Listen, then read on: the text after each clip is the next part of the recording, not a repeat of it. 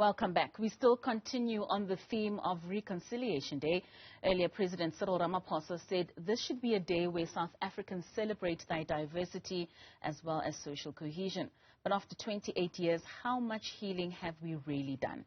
Joining us now for a broader discussion on this is Afrocentric essayist and Mutupa Afrocentric Dialogues founder, Veli Mbele kaSompisi. Thank you so much for joining us, Veli, this evening.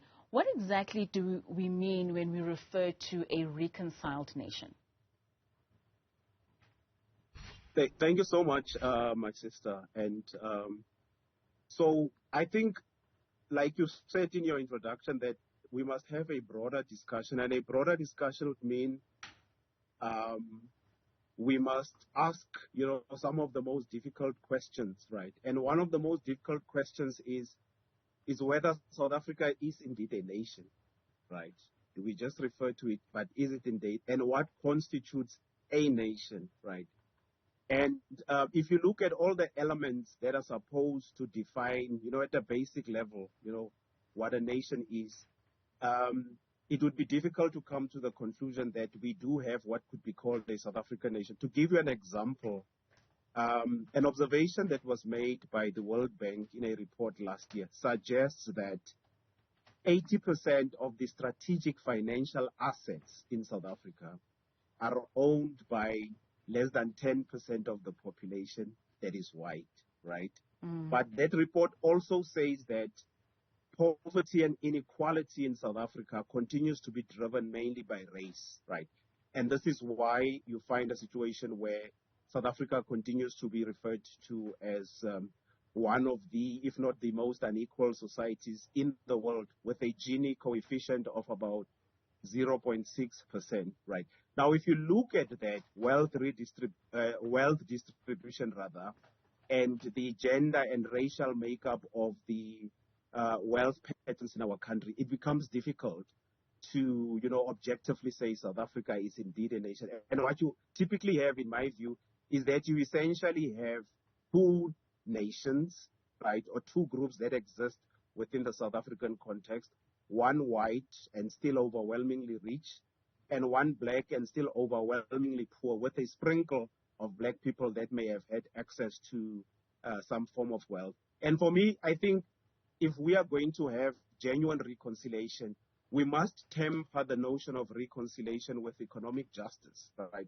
And there's nowhere in the world where you've had social cohesion or reconciliation between groups, right, where you've not had justice, especially in the area of the economy. And that's the one thing I think we really need to still interrogate, in my view. So in essence, the process of reconciliation in South Africa has not evolved ever since the times of apartheid. It can be argued that it has not moved, also because it has been based on a false assumption, right? South Africa's fundamental problem is not a problem of reconciliation, in my view, right? South Africa's fundamental problem is that you have a situation of unequal power relations between the native black majority and the European white population. That has been the South African fundamental problem since the inception, of the South African polity in 1910, right?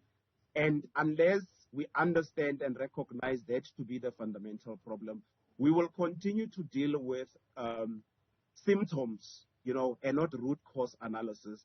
And this is why you find when people in the media speak, when politicians talk, everybody now finds themselves having to use the formulation in their speech, 13 years after democracy, 14 years after democracy, 28 years after, things have not changed.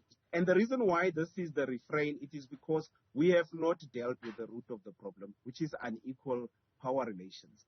And it is because we have misdiagnosed the fundamental South African problem, It's not reconciliation. It's an equal power relations, especially in the economy.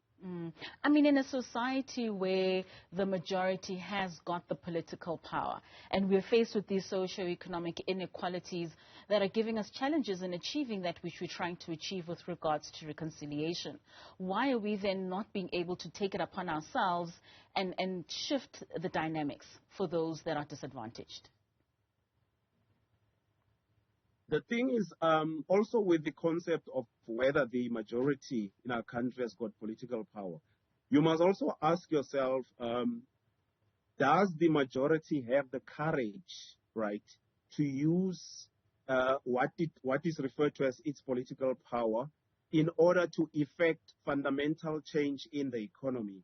And we have had over 2 decades of, evidence to suggest that as the black majority in this country that is said to have political power, right, we don't have the courage to use that political power to achieve the type of economic development that is required in this country. I mean, let's just deal with objective numbers, right?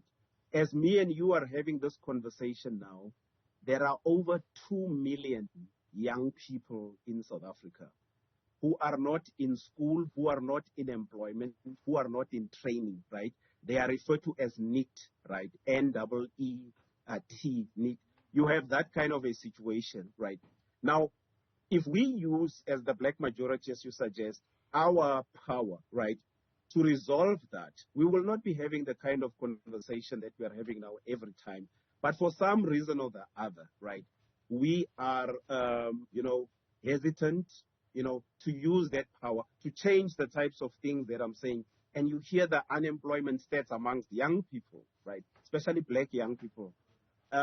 We just need to develop the courage to change those things so that we have a different conversation.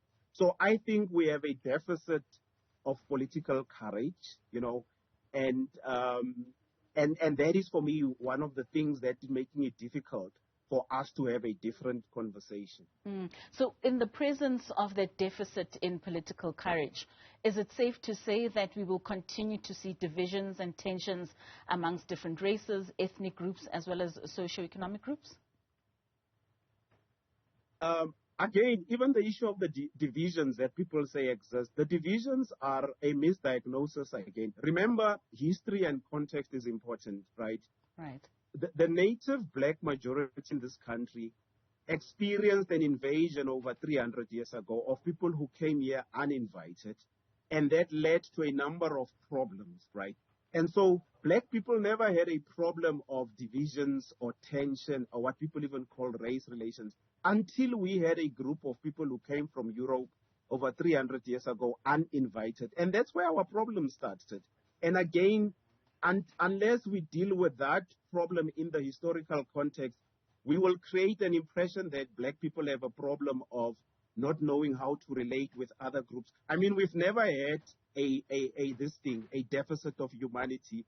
And there are also arguments that are actually being made that the reason why, not just in South Africa, but across the African continent, why we continue to find ourselves under foreign control, especially our mineral resources, it's precisely because we have not, exercised or used our humanity responsibly or in our interest.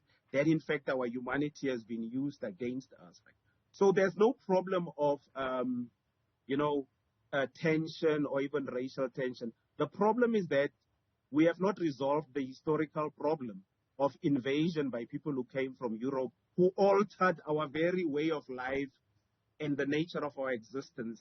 And everything and every problem we have now is as a result of the problem that happened over 300 years ago, at least in my view, if we are going to be, accurate in terms of our actual history. So, Veli, in that view, if we are saying that there's a lack of courage in order for us to face issues for truly what they are, will we ever find a sense of collectiveness amongst South Africans in facing those problems as they are in order for us to reach the ultimate goal? If we are willing to solve the problems of this country, right, the human mind is very agile. And if it's applied with sincerity and this thing, with focus and application, there is very few problems we cannot solve. But you see, what you have here is a peculiar situation where it seems like in order for reconciliation to happen, it is black people who must carry the burden of reconciliation, right? And the other group of people, should, rely on the magnanimity of black people. And for me, that's one of the problematic things in this country, right? The people who have wronged the others are the ones who must initiate the project of reconciliation and social cohesion, so that the ones who have been harmed or wronged, can dig into their humanity and find it in self to forgive them. So it is extremely difficult to have a reconciliation where the victims are the ones who constantly find themselves under pressure to forgive, But even worse, the victims of racism and invasion in our country are the ones who are wallowing in poverty, in misery, and are experiencing all sorts of violence every day. And in addition to that, they must also carry the burden of having to forgive people who are not interested in forgiveness, right? So for me, it is a matter of having an honest and frank conversation amongst everybody who thinks they want to continue living in South Africa. And once we have that honest conversation, I think we would be able to come up with a solution. Because at the moment, my own view is that a lot of the conversations, right, have a deficit of honesty. Are there countries, Veli, in which we can look out to and take lessons from, especially those that have gone through similar experiences as South Africa, but find themselves where they are not apologetic about being the victims of whatever atrocities that they faced as a nation, but rather facing it head on and having to even teach generations to come in order for them to be able to have what it is that they need, be it mineral resources or just their standing in society as a nation? Yes, although it is not similar, right? But if you take, there are many countries outside the African continent who have gone through, colonial experience, invasion, etc. So you can take a country like Singapore, although not too identical to South Africa. But if you look what Singapore did, having experienced colonization from various groups, right? What Singapore did, the leadership of Singapore a couple of years ago took a decision in that they are going to change the lives of their people by taking charge of their destiny, but also in building their country to become one of the most advanced, one of the most powerful countries. And they did that in a period of less than 60 years, right? So they had something that we desperately lack in our country. Their leadership had the political courage to decide on a path, and they pursued it. And today we find ourselves, for instance, when you look at our education system, there are certain things that we benchmark against countries like Singapore. And this is because they had an important variable, which is they had a leadership that had the necessary political courage, right?